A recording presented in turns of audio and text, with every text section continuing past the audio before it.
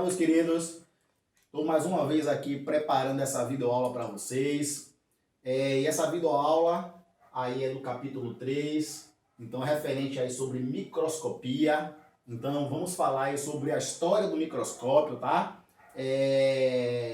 Falar sobre a importância do microscópio para a humanidade.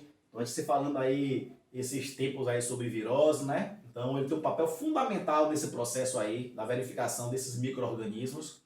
E depois finalmente falar sobre as partes que compõem o microscópio e qual a importância dessas estruturas, tá? Lembrando que nós iremos verificar isso na prática no laboratório, beleza? Então vamos lá.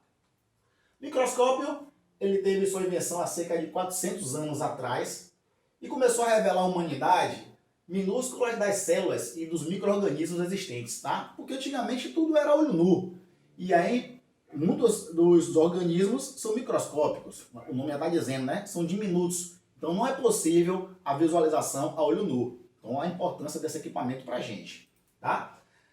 Acredita-se que tenha sido dois holandeses, fabricantes de óculos, Hans e Zacharias Janssen, pai e filho, que foi lá por volta de 1591, beleza? Então vamos ver agora a cronologia desse microscópio.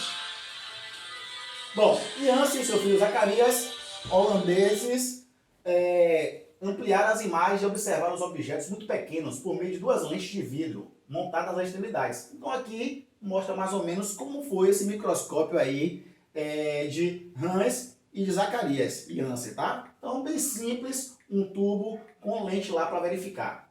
Aí Van Leeuwenhoek, também holandês, fez as primeiras observações de materiais biológicos. Então aqui não tinha essa observação, já aqui já ocorreu essa observação. Então, espermatozoide do sêmen de animais e os glóbulos vermelhos do sangue. Então, bem primitivo, né? Ou seja, a gente jamais imaginaria que o microscópio era feito dessa forma. Beleza? Posteriormente, veio esse cara aqui que é importantíssimo na história da biologia. Na verdade, da ciência, né? Robert Hooke, inglês, que aperfeiçoou o microscópio, agora com duas lentes, tá? E observou cortiça. Gente, cortiça é aquilo que se coloca rolha de vinho, tá? Que se faz às vezes mural, enfim, para se prender as coisas. Então ali é cortiça. Cortiça, na verdade, é a casca da árvore, tá? Onde se verificou espaços vazios, estão parecendo aí as casinhas numa colmeia, né? E ele determinou aquilo de célula, célula em inglês, que aí no diminutivo, em português, foi ser chamado de célula. Então ali que a partir daí que se observou a primeira célula, tá? Tudo bem que é uma célula morta, mas foi a primeira. Então aqui é um microscópio justamente de Hooke que ele aperfeiçoou. Aqui eu coloquei que é um sofá feito de cortiça, tá? Então existem inúmeros objetos aí formados de cortiça. Robert Brown, botânico escocês, constatou que a grande maioria das células tinha uma estrutura interna, ovoide ou esférica, o que ele chamou de núcleo. Então foi a primeira pessoa aí a verificar a estrutura que hoje já se sabe que é o centro de controle de todas as células, tá? O chamado núcleo. Então, por exemplo, é lá que vai estar nosso DNA, lá que armazena todos os nossos genes que nós herdamos dos nossos pais. Falaremos isso na próxima aula. E Matthias Schweden e Theodor Schwann propuseram a teoria celular. Bom, Wendel, o que seria a teoria celular? A teoria celular diz o seguinte, que todo ser vivo tem uma célula, tá? Não importa quantas, ele é dotado de célula. E aí você fala assim, e aí os vírus são seres vivos ou não? Pronto. Perante a teoria celular, vírus não é ser vivo. Por que vírus não é ser vivo? Porque vírus não é dotado de célula, ou seja, vírus não possui célula, tá? Então ainda alguns cientistas colocam os vírus como seres vivos e outros cientistas colocam os vírus como não seres vivos, tá? Justamente por não possuir célula, tá? Bom, quais são os tipos de microscópio? Nós temos dois, o óptico, tá? E o eletrônico. Esse óptico, também chamado de luz, pode ser simples e pode ter uma única lente, certo? E um conjunto, que é o mais comum hoje em dia, capazes de aumentar. Então vai de aí de 4 vezes até 3.000 vezes, 2.000 vezes. Então são microscópios hoje que são utilizados muito em laboratório e na nossa escola, tá? Então na nossa escola nós temos um microscópio parecido com esse aqui. Esse é mais antigo, não é muito usual, tá? Já o eletrônico, ele vem se aperfeiçoando cada dia mais. Então, por exemplo, os vírus só é possível identificar a partir desse tipo de microscópio. Então, os vírus não é possível se verificar em microscópio óptico, tá? Que é mais simples. Então, existem vários tipos, ele é bem grande, então ele é formado aí por feixes de elétrons. Então, na verdade, não é luz, tá? Que vai incidir sobre a lâmina. Então, vão ser feixes de elétrons que vão melhorar a qualidade dessa imagem, aumentar bastante, ok? E quais são as partes de um microscópio óptico? Tá, por que microscópio óptico? Porque é aquele que nós temos mais facilidade de manusear, tá? Então eu vou ter aqui o botão de liga e desliga. Então a gente já viu lá no laboratório um microscópio desse. Eu vou ter uma fonte de luz, por isso que ele é chamado de óptico ou de luz.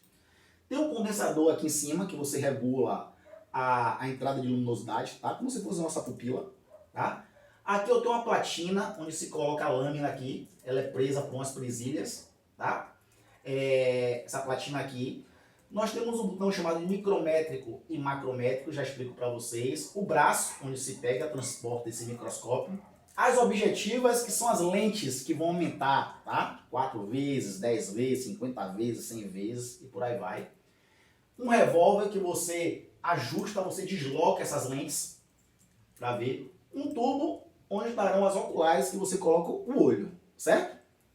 Essa bandeja aqui, ela sobe e desce, chamada de chariot, tá? Vamos lá.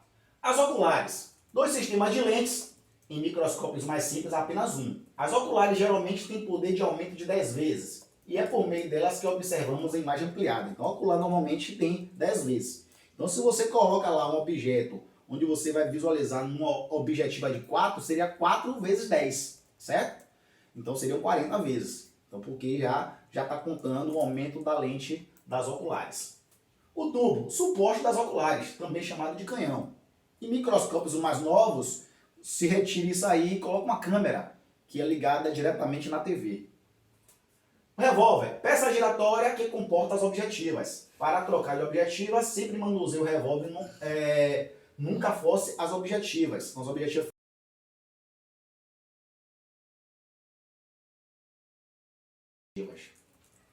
Platina, também chamada de mesa, é o suporte onde será colocada a lâmina. A platina pode ser levantada ou baixada, então ela desce e sobe para ter um melhor foco. Utilizando os parafusos macro e micrométrico. Condensador, concentra os raios luminosos que incidem sobre a lâmina. Eu falei como se fosse a nossa pupila, tá? Então ela vai ali, de certa forma, mudando se tem mais luminosidade, se tem menos luminosidade, enfim. Fonte de luz, nos microscópios modernos, é uma lâmpada. Mas em microscópios mais antigos, era um espelho que refletia a luz. Então não tinha uma luminosidade, o espelho refletia a luz e jogava para a lâmina, tá?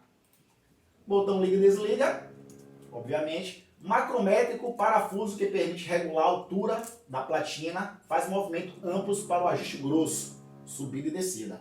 Já o micrométrico é um parafuso que fica perto dele, deixa eu mostrar aqui. Então eu tenho esse grandão aqui, tenho esse pequenininho, tá? Aqui é o ajuste grosso, aqui é o ajuste fino. Então, micrométrico vai ser o ajuste fino. Braço, também chamado de coluna, é fixo na base do microscópio e serve de suporte para as demais partes. Chariot, peça que permite movimentar a lâmina sobre a platina. Não aparece na figura, pois geralmente localiza na lateral direita. Então, você tem aí justamente uma composição do microscópio, tá? Então é uma aula aí sobre microscopia. Então, espero que vocês tenham aprendido aí. É bem simples e depois a gente vai fazer algumas práticas, tá? A seguir, vocês vão ter lá no sistema também um vídeo, tá? Um vídeo falando sobre microscopia. Na verdade, esse vídeo vai mostrar a entrada de um vírus em uma célula, tá? Então se liguem lá, um abraço e até mais.